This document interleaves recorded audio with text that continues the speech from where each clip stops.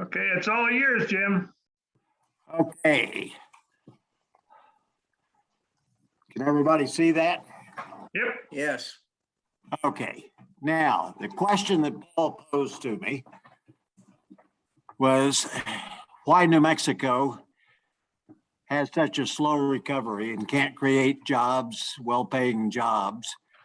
And I'm going to try to answer some of that.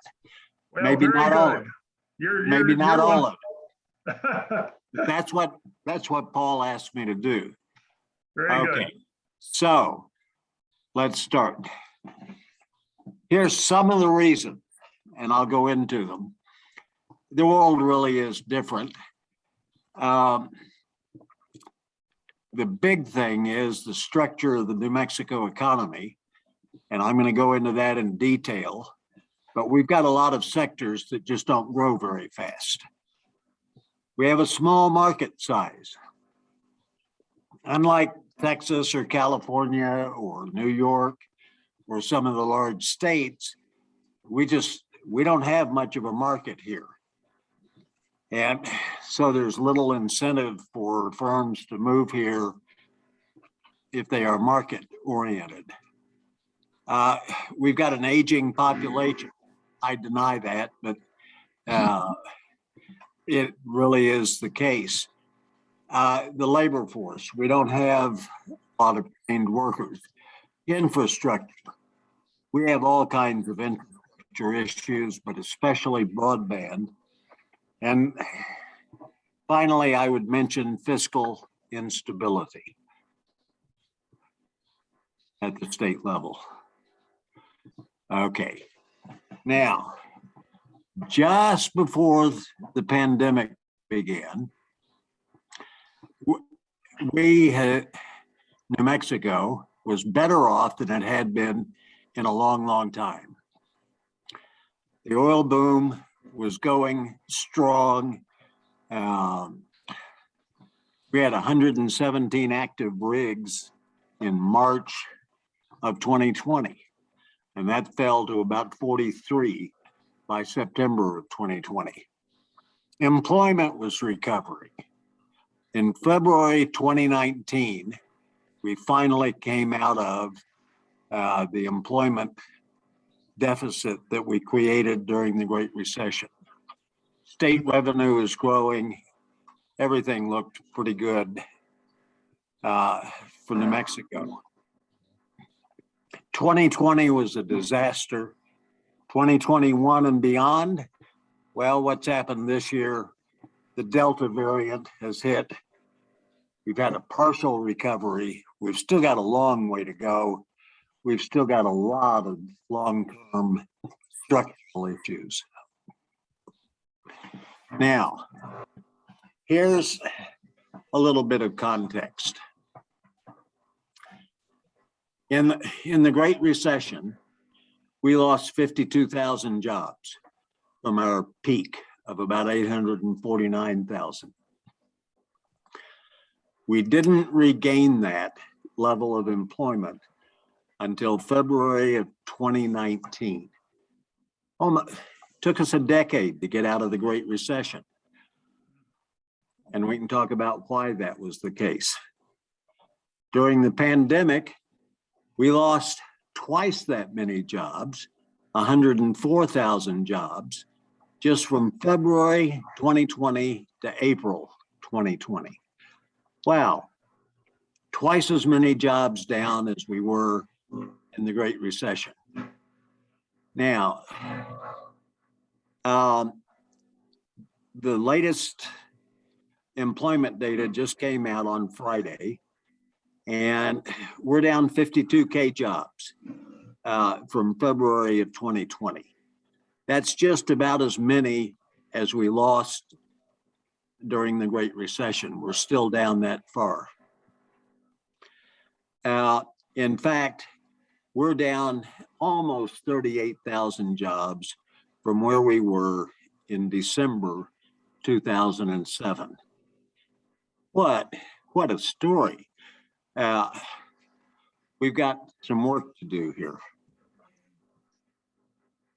And anybody feel free to interrupt me at any point, ask questions. But this is where we are right now. Okay. I can't talk about the New Mexico economy without talking about the US economy a little bit. For Excuse those, me, yes, could I ask a question about Sure. the jobs? What kind of jobs are they? I mean, are they high-paying jobs? Are they these are just jobs. minimum Jobs. wage jobs? What kind of jobs are we talking about here that were lost or gained in this scenario? Okay. First, these are jobs. They're full-time and part-time jobs. Oh, just in general, all Just in kinds of general, jobs. jobs. Okay. Now, but And- your question is a good one. And Okay. and the when we're now talking about the pandemic, does that also include people that retired early? Or No, are we no, just are we just counting people that went on unemployment during that time? no, neither of those.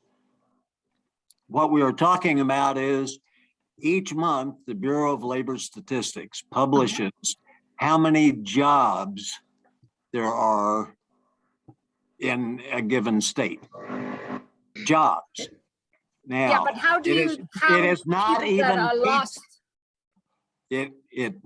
Okay, so the 52K jobs that we are down from Uh-huh. February 2020, we had about 863,000 jobs in the state. Uh-huh. Now we have about 811,000 jobs. Okay. Jobs. It is not people because some people hold more than one job. This is from employers.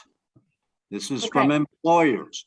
How many people do you have working for you right now? Okay. All right. That's Thank you very much. now it's a really good question. There are the other source of data on labor markets that is produced frequently is the household survey. And in the household survey, they ask people about their employment status, and that's where unemployment comes from. The two sources of data, almost by definition, don't correspond exactly. Mhm, mhm. Okay? Yeah. Okay, there's actually a third survey, but that's mainly of interest to people like Paul. Okay, now, so it is not people, it is jobs that we're talking about. Okie dokie. Okay, and I'll get into some of the issues about what kinds of jobs those are in just a minute. Okay. But if you're going to talk about New Mexico, you've got to talk about the national economy a little bit. And this chart right here is the percent change in per capita income, person income in New Mexico and the United States. They are almost the same chart. When the nation does well, we do well. When the nation's in trouble, we're in trouble. And that makes a lot of sense. We sell a lot of things to the nation: oil and gas, copper, Intel chips, green chili, pecans, whatever. We sell a lot of stuff in national and international markets. So when the US is doing poorly, so do we. Okay, US real GDP. And this is the percent change from the same quarter year earlier. So here's the beginning, really, of the Great Recession in the second quarter of 2020. Nationally, we dropped 9%. At an annual rate, that's nearly 40%. Those are the big headlines. But I prefer, how well did we do in this quarter compared to the same quarter a year ago. And then in quarter two of this year, we've had this big jump, 12.2%. The kind of consensus forecast for the year is that during 2021, we'll grow about 4.55%, somewhere along in there. But everyone is expecting that the third quarter, when we get data for that, will be, that's July, August, and September, will be much lower than this 12% up here. Okay. The US unemployment rate. Okay. Back over here, if you can see my cursor, in 2010, that was kind of the peak of the Great Recession, and we're above, a little bit above 10%. We had kind of steady improvement for a decade. And then the pandemic hit, and in April, we had an unemployment rate of 14.8%, an unemployment rate not seen in many, many decades. And then we kind of gone way down, 4.8%. We're not quite back to the under 4% we had just before the pandemic, but almost. We're making some improvements there. Now, a different way of looking at it is jobs. These are the same kind of job numbers that I gave you about New Mexico in that chart. We're still, even now in September 2021, nationwide, we're down almost 5 million, 4.5, 5 million jobs from where we were when the pandemic started. So we've got a ways to go. Okay. The policy response to this has been very, very large. If you add up the national policy response, we've pumped about $5 trillion into the economy in the last 18 months. And this doesn't count what the Federal Reserve has done. And the Federal Reserve has been pumping money into the economy at pretty astounding rates. So the national policy response is really, really large. And we're still debating some of that and where we go from here. We can get into that a little bit later. But without this, New Mexico would have been really, really in the tank. The national policy response was really important for New Mexico. Okay, so let's get to New Mexico. And New Mexico's gross domestic product, which is just the dollar value of everything that is produced in New Mexico. And we were going along, 1.5%, 2%. And then the pandemic hit and we dropped 7.3% in one quarter. And then we came back a little bit, and the most recent quarter, the second quarter of 2021, we had a very healthy increase. We'll get the third quarter data in a month or so, but we don't have that yet. No one is expecting it to be that high. Okay, so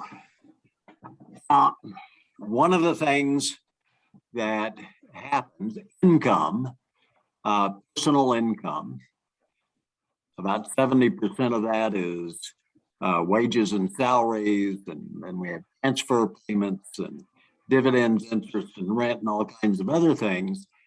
And that the years leading up to the pandemic, we'd grow 1% or so. And then in the second quarter of 2020, we had this huge increase. And then it dropped off a bit, and then we had another big bounce. And then we've had a decrease. And I can illustrate what's going on with the next chart. These are transfer payments.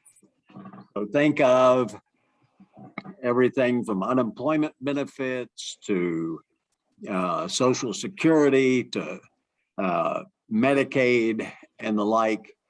And these numbers are just astounding, and they can all be explained. The large increases and decreases as a matter of national policy. We had the CARES Act, and we just boosted transfer payments tremendously. And then it began to run out, and it came down a little bit from where it was. And then we had the American Recovery Act, and we boosted it up again. And then we had a decrease. Question. And yes. You've got like in, I think it's the third quarter of 20, the minus 19% or something. Yes. Compared to the quarter at the 2 quarters before, would that still be like 40% more than that quarter? So, I mean, it was still Yes. baseline, Yes. quite a substantial jump. Yes. Thank Yes. you. But it was a huge decrease from the previous quarter. Yeah, thank you. Okay? Yeah. Okay. This is all a matter of national policy. And we turned on the pump, if you like, and sent a lot of people a lot of money, and then it started to taper off, and then we turned it on again. And then it started to taper off one more time. Okay. Now, here's New Mexico, non-farm payroll employment over about the last 5 years.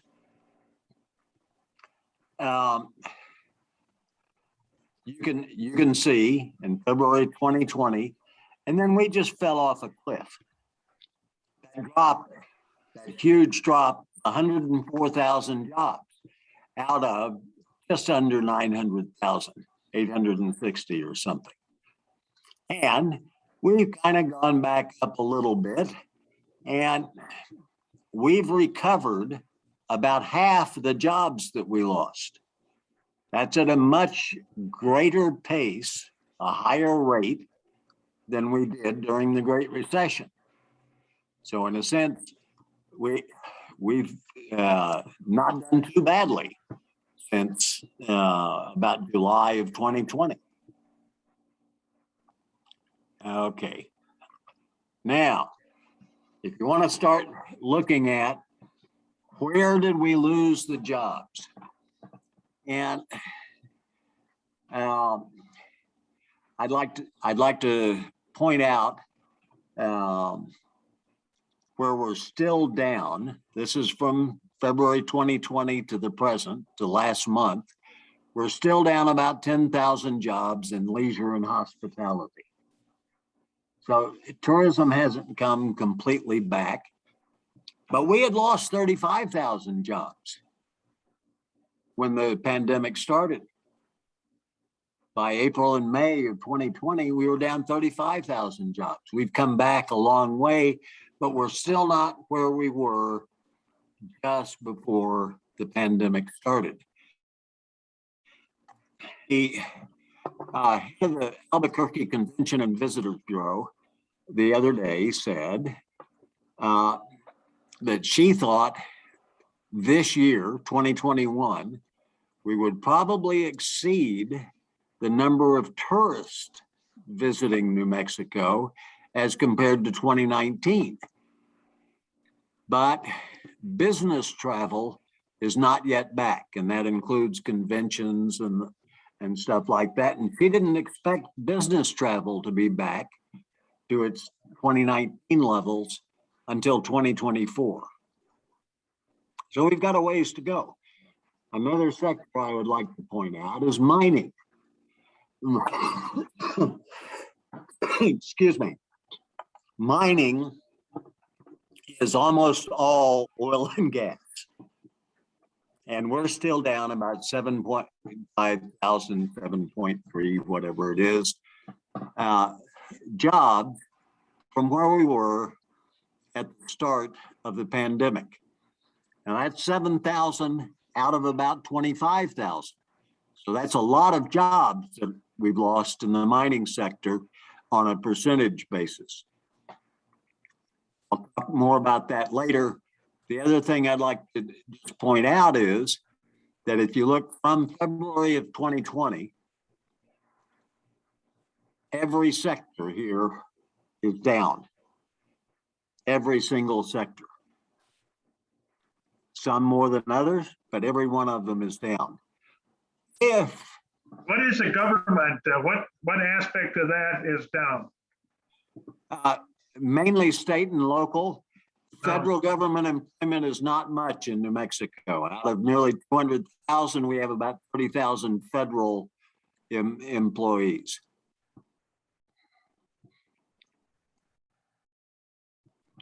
Now, if I had done this chart, I've got more charts than you're going to want to see today. But if I had done this chart for just the change from this August to this September, just a month, nearly every sector was up last month. So this is a longer term look at where we are. But the last month or two, we've been doing well. And we did especially well last month in hospitality and tourism. Okay. Now, let me go into some detail here and explain these next 4 or 5 charts are one of the main reasons or the main answers to Paul's question about why is it so difficult? Well, we have about 21%, 21.4% of all jobs in New Mexico are public sector. They are government jobs, federal, state, and local. That's not a growth industry. That's not a growth industry. And it's not likely to be for quite some time.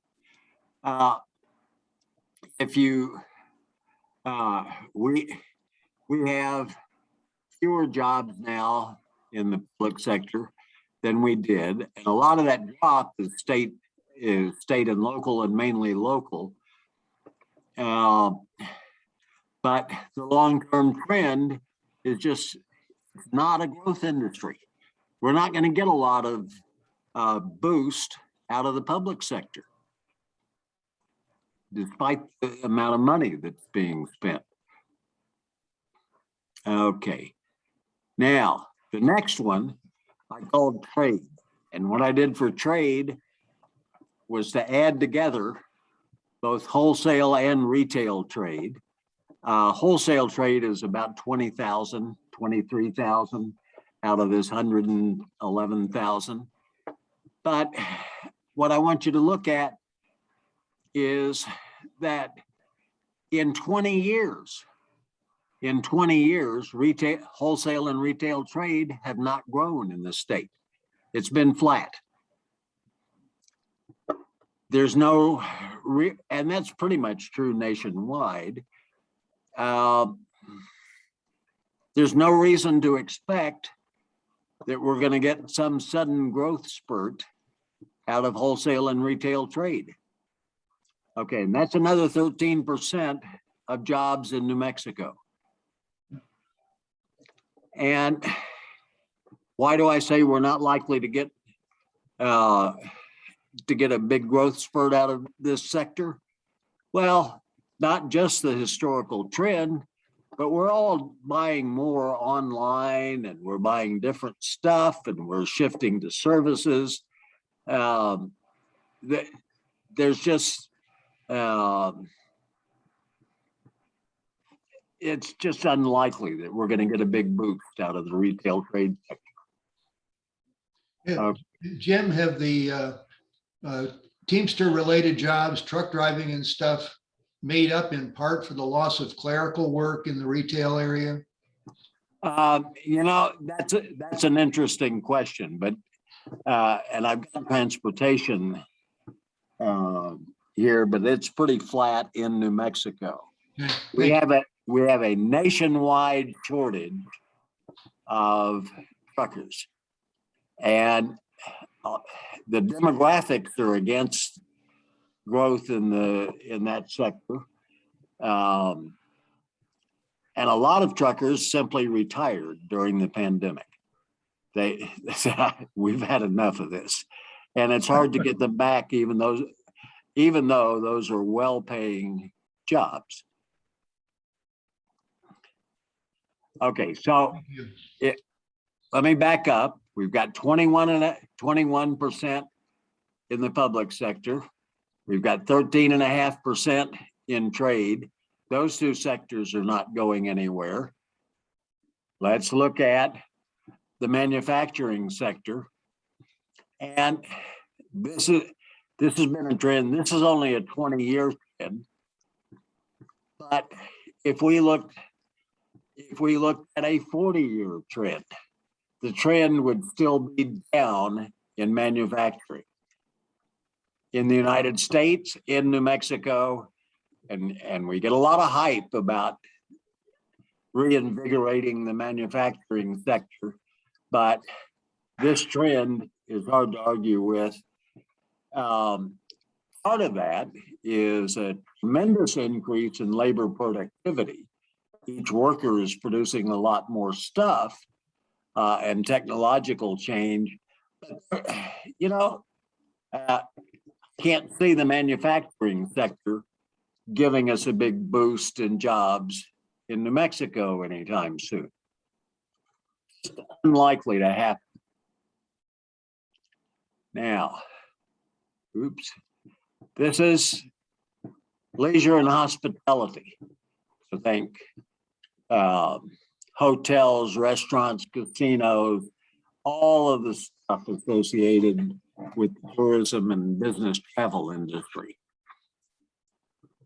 Nearly 11% of jobs in New Mexico. And let me describe this chart a little bit. There's a dip right here in 0809. We'd been doing pretty well, increasing employment in that sector. And then this is the Great Recession. And then we were gradually coming out of that, and more jobs.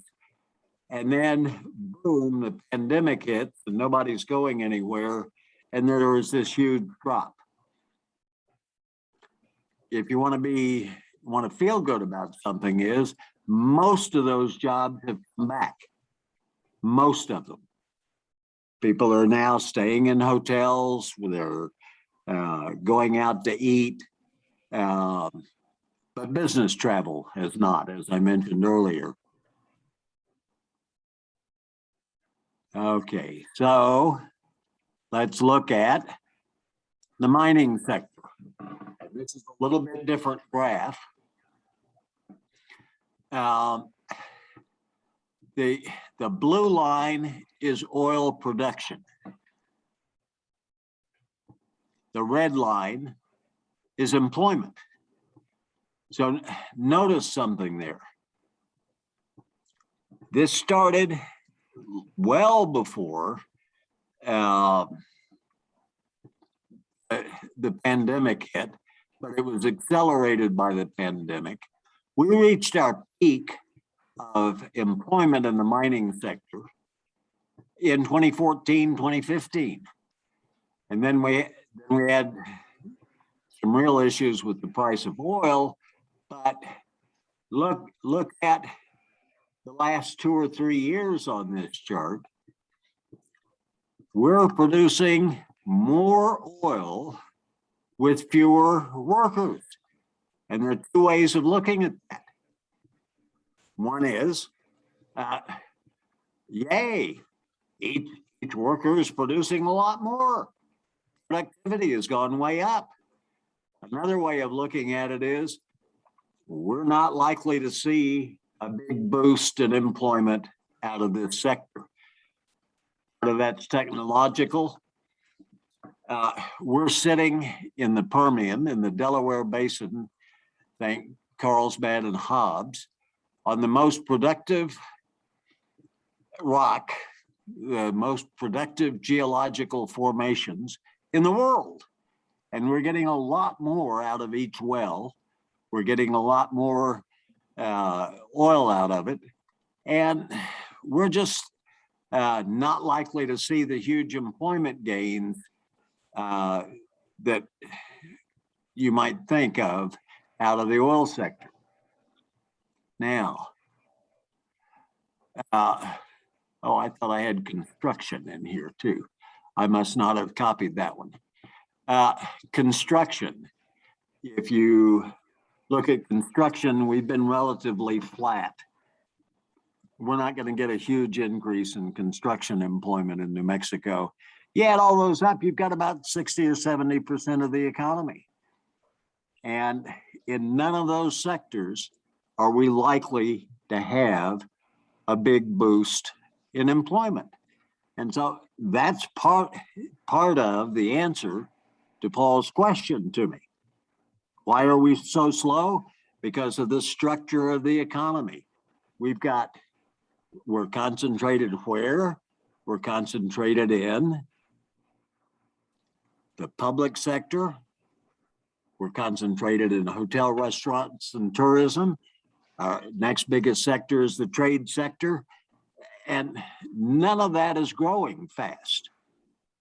And so we're not likely to grow fast from those sectors. Where have we had some increases in employment? Over the years, we've had increases in employment in a sector called education and healthcare services. And it's been mainly healthcare that has driven that. And it was mainly the expansion of Medicaid. And we accepted that expansion, brought a lot more people onto Medicaid. We had a big boost in employment.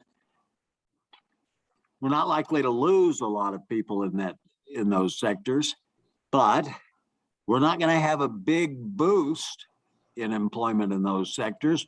We've already done it. It's already there. We'll have over the years, because the population is aging, and old people, I am told, need more medical care than young people. Maybe Paul can verify that. I don't know. You and I, Jim, we both need more. But that'll be a gradual increase. There's nothing Yeah. here that will make a big pop in employment, just given the structure of the economy. Okay, so here's the unemployment rate in New Mexico. And we've come a long way down from July of 2020, but we've still got a long way to go. A 6.5% unemployment rate's one of the highest unemployment rates in the nation.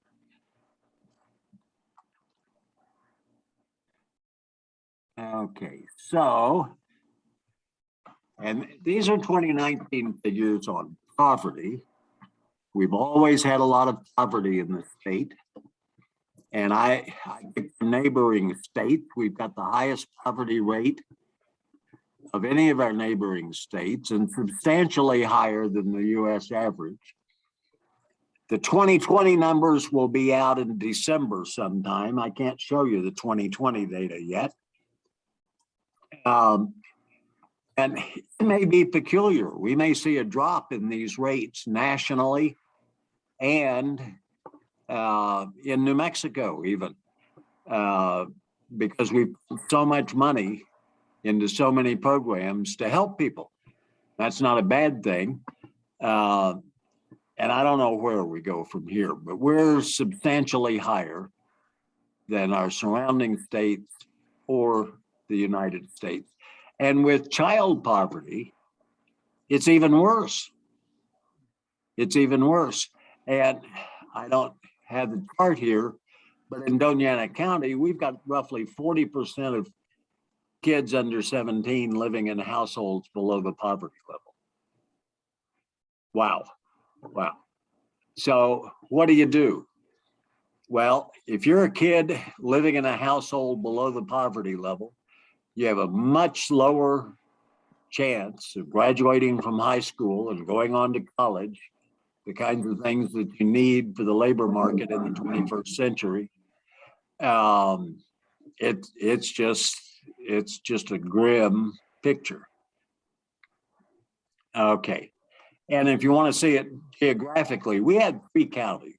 We had Eddy County, Sandoval County, and Los Alamos County that had a poverty rate below the national average. You know, you can't see Los Alamos on here. But all of the other counties in the state were higher than the national average. And that's been true for many, many years. Okay, now, this is one of my favorite charts. This is per person income over the last 50 years or so, since 1960 and 1969. And you know what? We're relative to the nation, we haven't gone up any. We need to grow faster than the national average if we're to improve things in New Mexico very much, and we're just not doing that. Now, you can stop me at any point, but I've got to talk about oil a little bit. If you're going to talk about the New Mexico economy, you've just got to talk about oil. Oil provides a substantial portion of the state budget and for other programs. And the way oil and gas affects the economy in New Mexico is mainly through the state budget. 95% of the oil and gas in the state are produced in 2 counties, Eddy and Lee counties in the southeastern portion of the state. You drill a well near Carlsbad or Hobbs, that has very little effect in Las Cruces. On the other hand, the taxes and fees and royalties that people pay has a substantial impact on the state budget, and the state budget has a big impact even on our local economy. So it's an indirect kind of thing. One of my favorite charts of all time,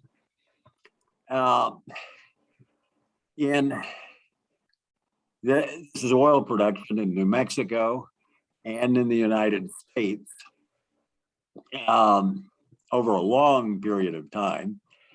The dotted blue line is New Mexico.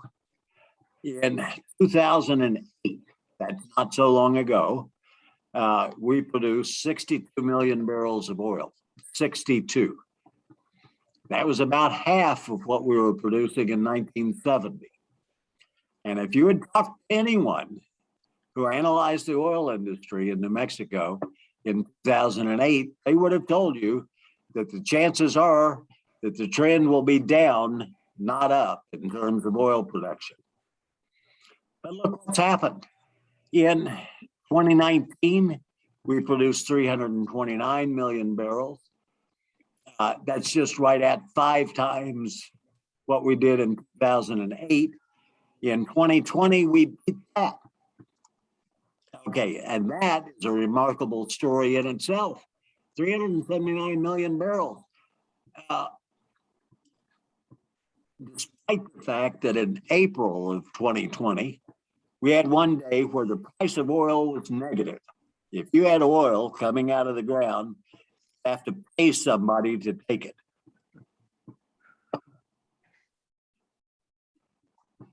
When Paul and I taught economics, maybe Paul still does, if you had price on an axis, you didn't have negative numbers on price. Price and quantity were all positive. You were all in the first quadrant of the graph. But here's something even more remarkable. we are likely to beat 2020's production by a lot in 2021. We're likely to produce well north of 400 million barrels. New Mexico is now the second largest producer of oil in the United States, behind only Texas. Wow, we're ahead of North Dakota, North Dakota, Alaska, you name huh? it. Wow. We, for the last few months, we've been ahead of everybody except Texas. Okay, now, here's 19 and 20 by month compared, and we only had 1 month, we had May in 2020, where New Mexico produced just a little bit less than the year before in May. So far this year, and I didn't put the chart up yet because we've only got production numbers through August, but we're beating every single month in 2020 in 2021. We're higher.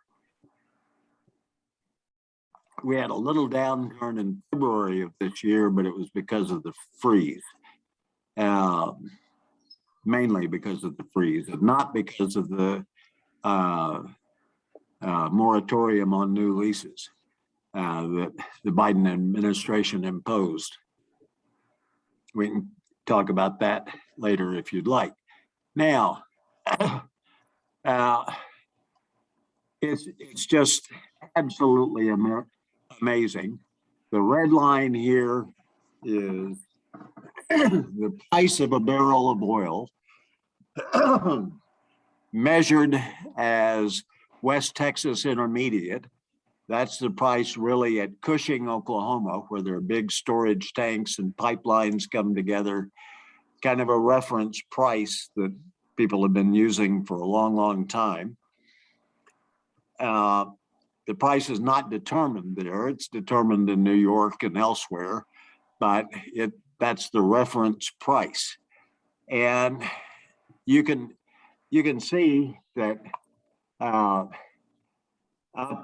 through about 2014 or something, we had pretty high prices of oil. We're, in July 2008, we even hit $147 a barrel. And all of this is about $100 a barrel.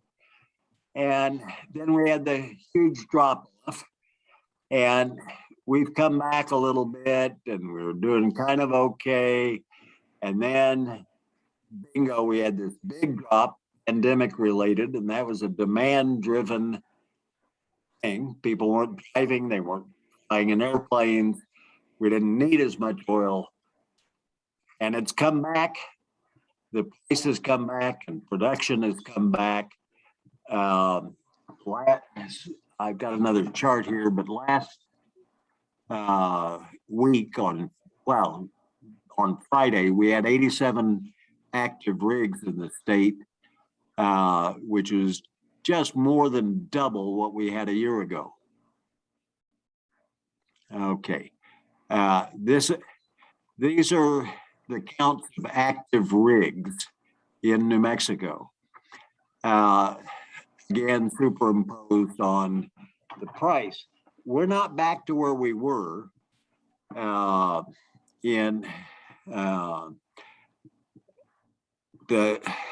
we're getting up there, 87 rigs. But the interesting part of it is we're not gaining employment out of that. We've gained a little, but I showed you the numbers. Each rig is more productive. Each rig takes fewer employees, and it's hundreds of technological changes that have been going on that allow for that.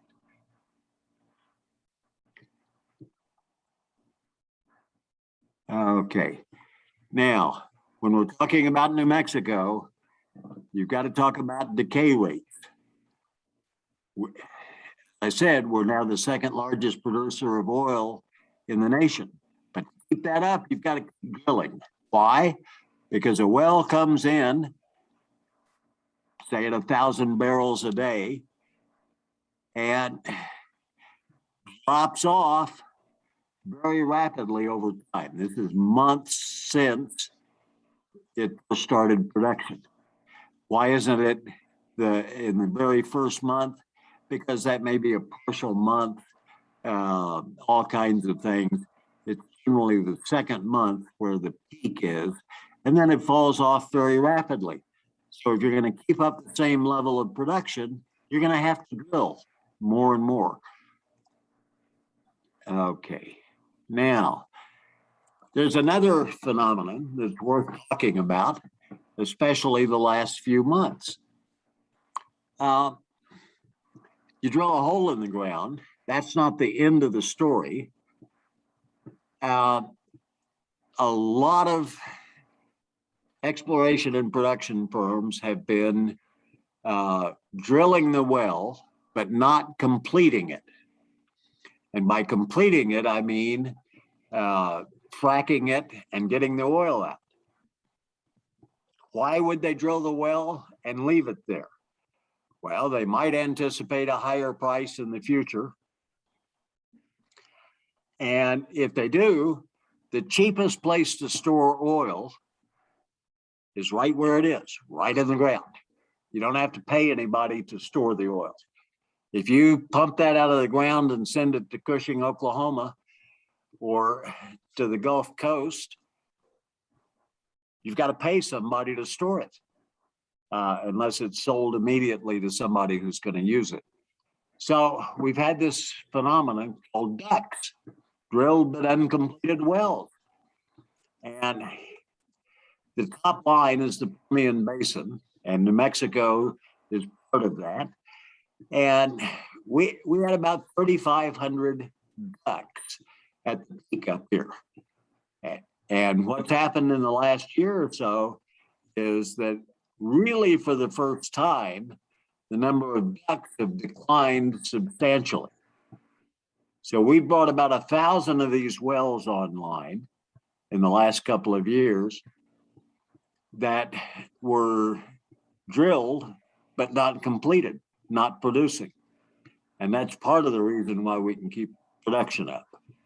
But that'll run out at some point.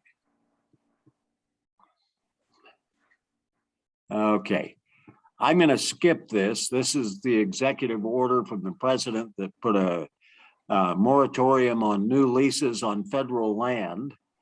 And the oil industry thought that that was the end of the world.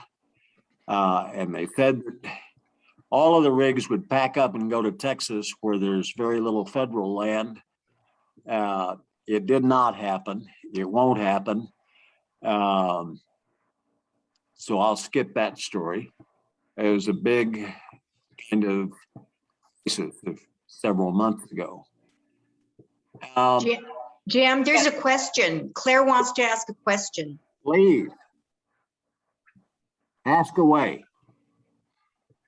I didn't catch that number early in your presentation about the jobs in Las Cruces. Did you say filled jobs, 811 or 8,011? What was it? No. That was for the state. Oh. 811,000 jobs in the state. Oh, okay. Las Cruces has about 74,000 jobs, about the same that we've had for the last decade. Okay. We're Say not that growing. number again for Las Cruces, the jobs that are About 73,000, and I can pull that up in a minute. okay. And why are jobs in Las Cruces not booming?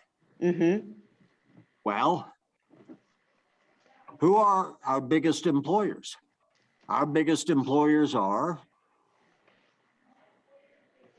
White Sands collectively, including all of the subcontractors, New Mexico State University, the public schools, and the hospitals.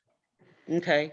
Okay, well, the demographics are that school enrollment, whether K through 12 or higher ed, that's not growing. White Sands may grow, yeah, depending on national policy, but we don't have anything that's really propelling us forward. The county, Santa Teresa, the port of entry, is doing pretty well, and there are about 2,500 jobs down there. But we don't have anything big. None of our biggest employers are really expanding. NMSU enrollment has been an issue for a decade now. And if I understood the numbers correctly, we're down about 3% at NMSU this year. Okay, thank you. Okay, now, I'll talk just a minute about the state budget and a couple of other things, and then just open it up for questions. You know, in January, when we had the legislative session, the biggest question for the legislature was, how much money are we going to have? And the oil industry had not yet recovered. We were uncertain about the federal funds flowing into the state. That it was a huge question. The year before, we had had 2 special sessions, and we cut the budget, the state budget, a little bit. And now it looks like going into January, into this legislative session, we're going to have a surplus of 1.3 or $1.4 billion. And to give some perspective on that, the size of the budget is about $7.4 billion. So instead of debating in January in the legislature about where to cut, they're going to have to debate on how to spend this extra 1.4 billion. You know, on the ballot next year will be a constitutional amendment to raid the permanent fund, one of the permanent funds for early childhood education. And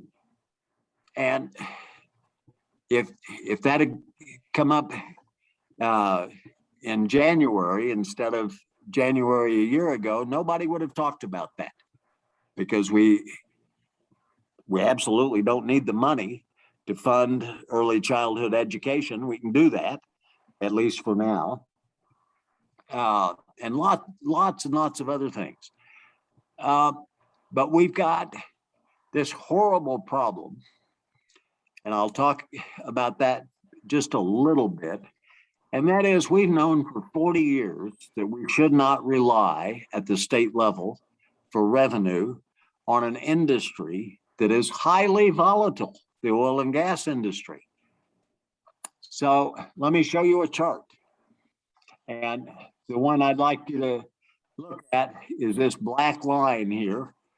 And that's year over year recurring revenues. And you know what?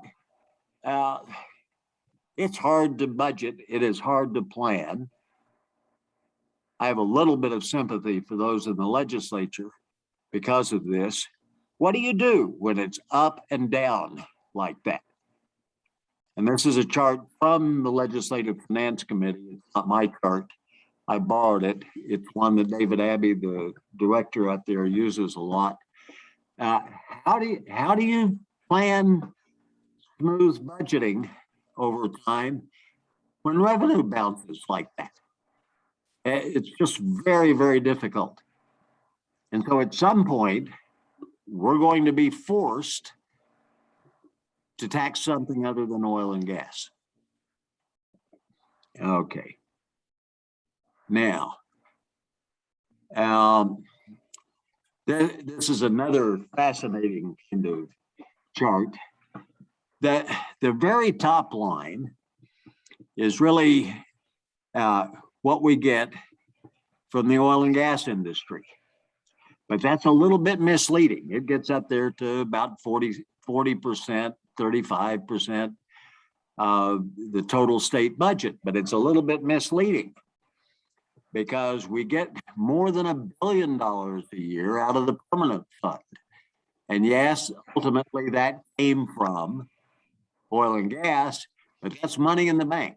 It does not depend on current production. We get the 5-year return on the investments of the permanent fund, go directly into the general fund.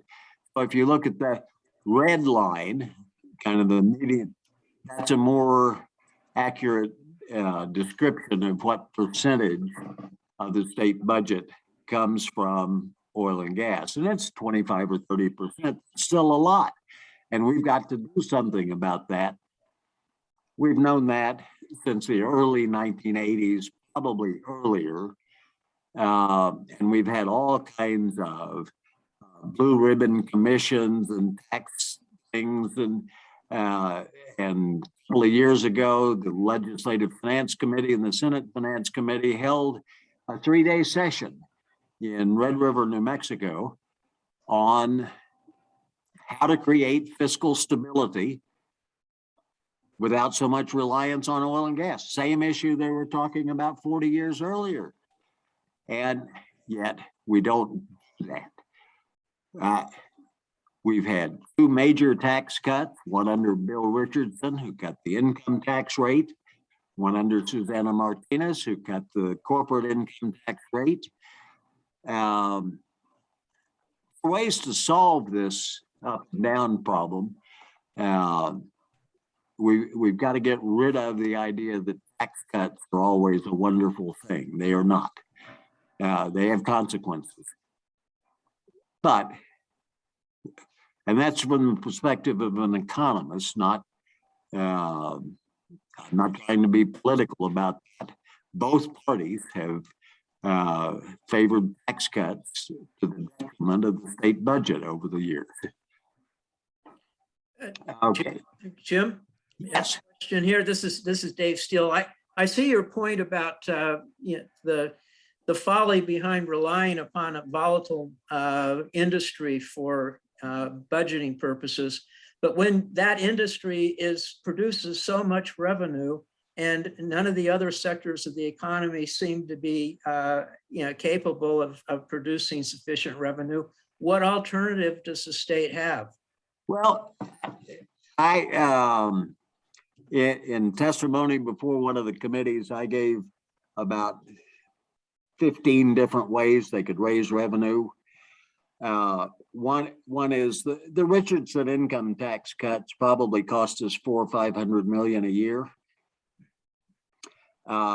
It is unclear how much the corporate income tax cut cost us, because a lot of technical reasons, but also because we don't have the data really. Mm-hmm. But probably a couple of $100 million a year.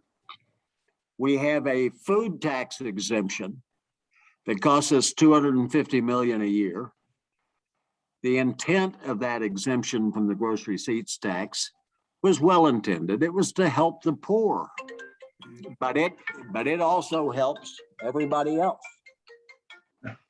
Our income tax is ridiculous. Like a person that makes $1 million pays the same level as somebody that makes $20,000 or $30,000. There's no progressive there at all. Absolutely. And, a year or two ago, legislation was introduced just to remove sugary drinks from the food tax exemption. And they couldn't get it out of committee. Okay, now we haven't raised the gasoline tax since 1993, and it is a per gallon tax. It's long overdue. Automobiles are much more efficient these days. We get a lot more miles per gallon than we used to. We need that. That's probably, well, the estimates I've made, it's $10 or $11 million per penny. So if we doubled it, we're talking about another $200 million a year. there are a list of things here that you can do. We've got nearly $1 billion in exemptions and subsidies for business that may or may, we can debate all of them and we might all disagree on some of them, but there are ample ways of stabilizing the state budget without so much reliance on oil and gas. And when oil and gas produces a lot of revenue for us, we can put some of that. We did create a rainy day fund. We could make that serious, or we could handle some of the infrastructure problems that we really need to do in the state. So there are plenty of ways of doing that. I suggested before these committees one time a couple of years ago that we tax plastic bottles with water in them. And I said, put a 10-cent tax on plastic water bottles. And if we didn't decrease our consumption of those things, we'd raise about 25 million a year. If we did, we'd save money in the landfills. And do you know, every single one of those people in front of me had a plastic water bottle on their desk. And that went over like a lead balloon. But there's a long list of things we could do to raise some revenue. If I was the economic czar of the state, I could raise $1 billion in about 10 minutes by changing a few things. Hey, I have a fundamental question, Jim. Arizona, and I've lived in all these states. Arizona, I haven't lived in Texas, but Arizona, Colorado, yeah, but also Texas. There are universities and other universities around the country have been able to spin off, tech industry and other kind of industry. I'll just give Madison as Wisconsin as an example. Epic, which does all the computer work for all medical facilities around the country. That's spun up there off the university. Yeah. Why hasn't New Mexico, and they have a great engineering department down here at NMSU and good computer people and so forth. Why haven't we been able to develop, that's the new industry, tech industry. Okay, I'll give you my short answer to that. I have an hour-long answer to that, but I'll give you the short. Okay, you are absolutely correct. Some of the most successful economic development stories in the nation are associated with big research institutions. You can think of Austin, you can think of the Research Triangle in North Carolina, you can think of Loop 128 around Boston, or Silicon Valley with Stanford, closer to home. Colorado has done some wonderful things. Yes, they have. Okay, now here's my response. We have 3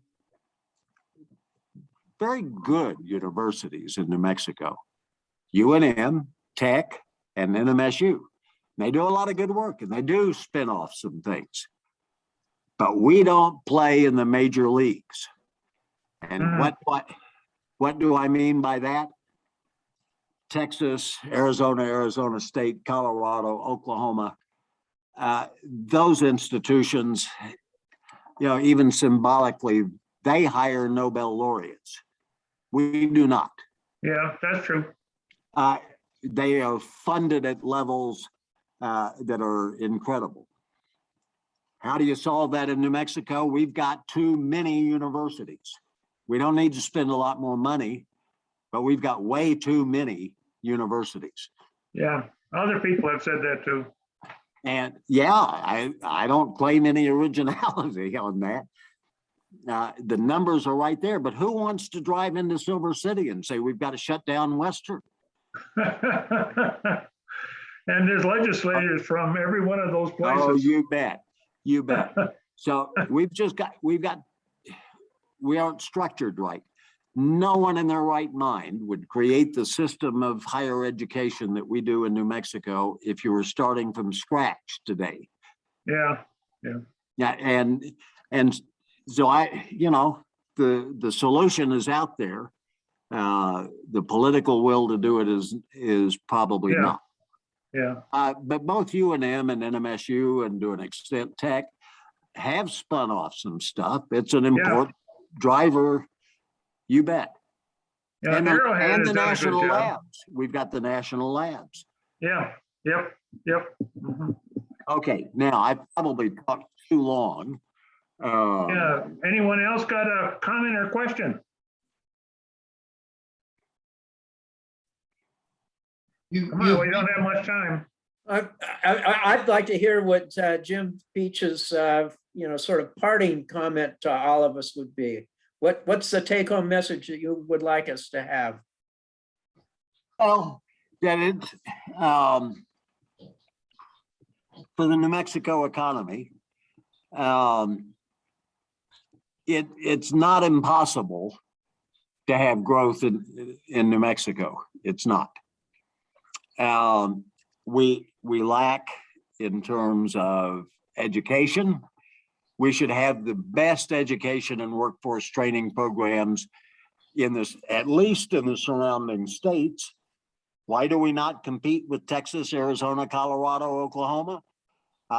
We're not up to those standards, but some of the things we do are pretty good, but we're just not there. We don't have the infrastructure. We need broadband everywhere. And in the legislature, they put up some money for it last year, and maybe the national thing. We need it everywhere. People are going to work from home, and we're going to have an increasing number of students who go to school remotely, pandemic or not.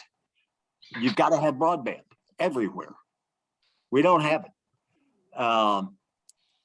Could we? One of our largest industries is tourism. We need to pour a bunch of money into our state parks and museums, and my favorite peeve, the roadside rest areas. Most of which, the phrase I've used forever is built in the 50s, cleaned in the 70s. They're pretty bad. And we can do that if we want that industry to grow. We've got to do things like that. We've got to put some money into it. But it can be done. All is not lost. My guess is it will not take us a decade, as it did before, to get back to our level of unemployment, our level of employment, the number of jobs. Last time it took us 10 years. I don't think it'll take that long. But we're unlikely to regain that in 2022 or 2023, more likely by 2024 or 2025. Okay, we're about 10 minutes past. We better probably Yeah, wrap it up. I talk too much. Oh, much. no. But Thank you you, all are Jim. such a patient group and a You good got a audience. question, Dave? I'm just saying, I had a question about when we stop using gasoline. Has there been any work on the federal or state level to say how you make up that shortfall on the infrastructure side? Yes, absolutely. There are 26 or 27 states that have already imposed a tax on electric vehicles. California is my favorite because they subsidize the purchase and then put a big tax on having one. Legislation has been introduced in New Mexico to put a tax on electric vehicles because they use the roads and don't buy gasoline. And yes, there are ways of doing that. Okay, thank you. Bet. Well, how is the electricity being generated that the electric vehicles run on? Well, nationwide, about 40% of our electricity still comes from coal. Oh, okay.